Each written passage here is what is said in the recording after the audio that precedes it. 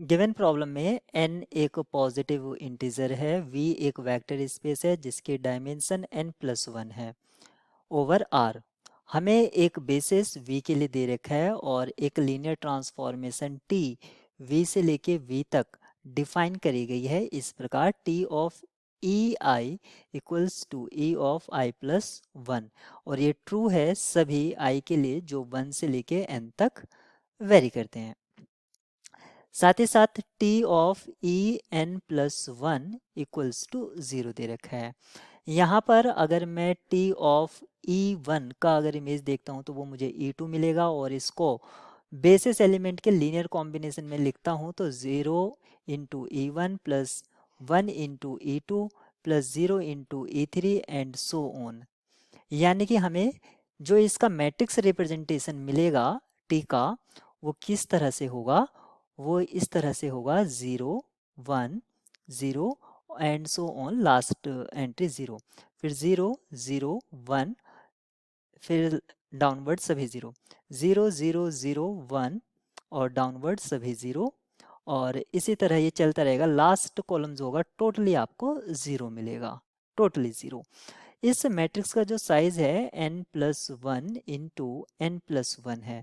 आप यहाँ पर देख सकते हैं सभी रोज में आपको एक पाइवोट मिल रहा है, यानी कि जो इसकी रैंक है सिर्फ सिंगल फर्स्ट रो को छोड़कर, तो इसकी जो रैंक है, रैंक ऑफ दिस मैट्रिक्स, वो n हो जाएगी। इस मैट्रिक्स की रैंक n हो जाएगी तो रैंक नलिटी थ्योरम से इसकी जो नलिटी है वो कितना हो जाएगी, 1 हो जाएगी। तो अभी हमें दो चीज़ पता चल गया, रैंक और नलिटी। साथ ही साथ इस मैट्रिक्स का जो ट्रेस है, क्योंकि प्रिंसिपल डायगोनल एलिमेंट सभी 0 हैं तो ट्रेस इसका 0 हो जाएगा।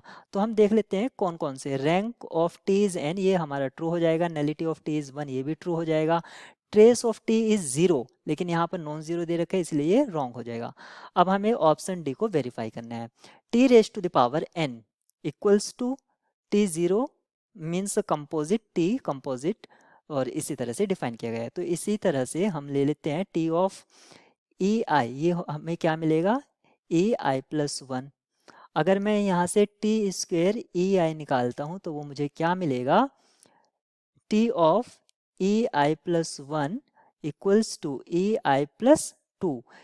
इसी तरह इसी फॉर्मेट को अगर मैं जनरलाइज करता हूँ, T raise to the power n E I, ये क्या मिलेगा, ई आई प्लस n, ये हमें मिलता है। और इसमें अगर मैं i की वैल्यू 1 पुट कर देता हूँ तो T N E one equals to, i की वैल्यू मैं 1 पुट कर रहा हूँ, ई 1 प्लस n, हमें ये मिलता है। अब इस चीज को आप ध्यान रखिए कि हमने क्या फाइंड आउट करा है। हमने निकाला है T square E one equals, sorry, T raise to the power n E one equals to E 1 plus n, हमने ये फाइंड कर लिया है। अब जब हमने ये फाइंड कर लिया है, साथ ही साथ हमें क्या दे रखा है, T E N plus 1 equals to कितना दे रखा है, हमें 0 दे रखा है।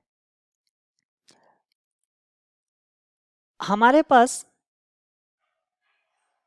ये लाइन आ चुकी है, तो ये लाइन हमें क्या इंप्लाई कर रही है, T raise to the power n E one equals to 0 for all i equals to 2 3 and so on. किस तरह से, क्योंकि जो लाइन था हमारे पास ये वाला, ये क्या था, T raise to the power n E one equals to T of, अगर मैं यहाँ पर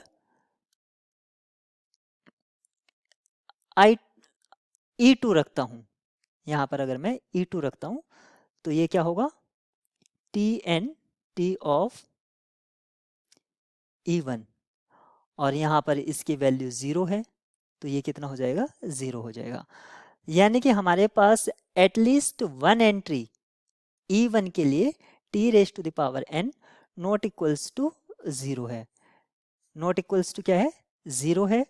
तो ये जो कहा था कि ये 0 मैप होगा, ये हमारी रॉन्ग स्टेटमेंट है, क्योंकि हमें एक एंट्री नॉन ज़ीरो मिल रही है, और वो एंट्री क्या है, T raise to the power n E one equals to E one plus N, हमें ये एंट्री मिल रही है, जो कि ये एंट्री क्या है, बेसिस एलिमेंट है और ये एलिमेंट आपका नॉन ज़ीरो है। अगर ये ज़ीरो हो जाता है तो हमारा जो बेसिस है वो फर्दर बेसिस ही नहीं रहता है, क्योंकि लीनियरली इंडिपेंडेंट हो जाता।